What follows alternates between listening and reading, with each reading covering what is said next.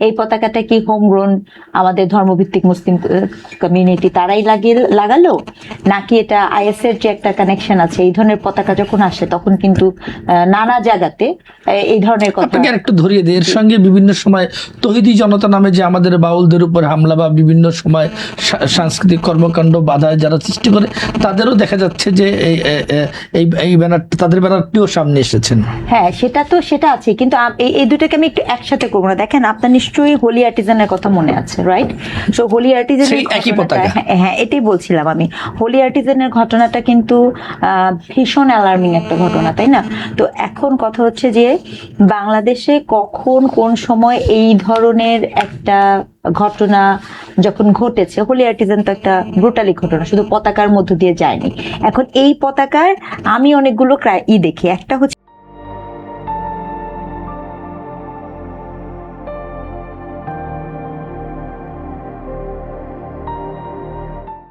আপনি দেখবেন যে কোনো এক অদ্ভুত কারণে এই বিষয়গুলো আমাদের ধর্ম মন্ত্রণালয় বলেন, আমাদের স্বরাষ্ট্রমন্ত্রী মহোদয়, উনি যথেষ্ট পরিমাণে একজন বিদগ্ধজন, উনি যথেষ্ট পরিমাণ জ্ঞান রাখেন, উনি কেন এই বিষয়গুলোকে ইন্টারভেন করছেন না, এটা একটা প্রশ্ন।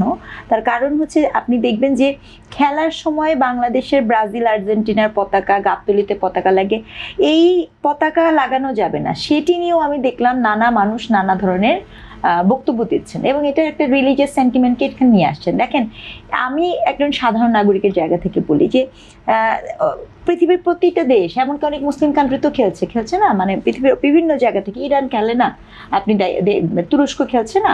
তো এখন ঘটনা হচ্ছে যে এই সকল কিছুকে যে একটা রিলিজিয়াসলি শেপ দেওয়া, এবং আমাদের বিনোদন জগৎ, আমাদের যে ব্রিদিং স্পেস, আপনি দেখেন আমরা ছবি দেখতে চাই, বনলতা এক্সপ্রেস ছবি দেখানো যাবে না আপনার সেখানে কুমিল্লাতে, এটা বন্ধ হয়ে গেল। আমরা ছবি দেখতে গেলে বাধার সম্মুখীন হচ্ছি, গান গেতে গেলে বাধার সম্মুখীন হচ্ছি, খেলা দেখতে যাবে মানুষ তার আনন্দ করবে, আপনি আমি আমরা জানি না আমরা কে ফুটবল টিম করি, সেই ছোটবেলা থেকে আমরা দেখে বড় হয়েছি, আমরা একটা টিম সাপোর্ট করব।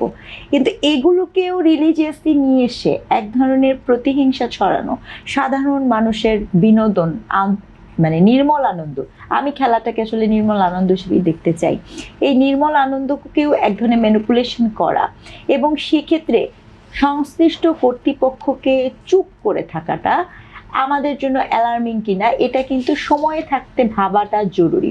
আরেকটা বিষয়ে কথা বলি, এই যে পতাকা লাগানো হয়েছে, এইরকম পতাকা আপনার একদিনে তো এতগুলো জায়গায় পতাকা আসেন, তার মানে পতাকাটি কোথাও তৈরি হয়েছে, তার মানে পতাকা লাগানোর জন্য তো নিশ্চয়ই সংশ্লিষ্ট কর্তৃপক্ষ ওখানে গিয়েছে, তাই না? এবং সেটা যাত্রাবাড়ি এরিয়াতে এত বেশিভাবে হয়েছে। তাহলে প্রশ্ন হচ্ছে, ওই এলাকার গোয়েন্দা সংস্থা, ওই এলাকার পুলিশ বাহিনী, ওই এলাকার দায়িত্বপ্রাপ্ত এমপি মহোদয়, ওই এলাকার সকলে এই বিষয়ের অবগত নন? এটা আমি মনে করি না। তারা অবগত হয়েও যখন চুপ থাকছেন, এটি কিন্তু একটা বৃহত্তর ষড়যন্ত্রের বার্তা দেয়। তৃতীয়ত একটা কথা বলি, দেখেন, হোলি আর্টিজান হয়েছিল আওয়ামী লীগ সরকারের আমলে। আওয়ামী লীগ সরকারের আমলে ঘটনা যখন ঘটেছে, সেটিকে তারা যেভাবে পারে শাক দিয়ে মাছ ঢেকেছে, এবং সেক্ষেত্রে বক্তব্য আসেনি। এমনকি খোদ ইন্ডিয়ান মানুষজন মারা যাওয়ার পরেও কিন্তু বক্তব্য আসে নাই। কিন্তু আজকে যদি এরকম কোনো একটা ঘটনাটা ঘটে, এই গভর্নমেন্টের কিন্তু ওই সক্ষমতা নাই যে সে গ্লোবাল পরিসরের যে রিপ্রেজেন্টেশনাল পলিটিক্স, সেই পলিটিক্সকে শাক দিয়ে মাছ ঢাকবেন, এটা একটা বিষয়।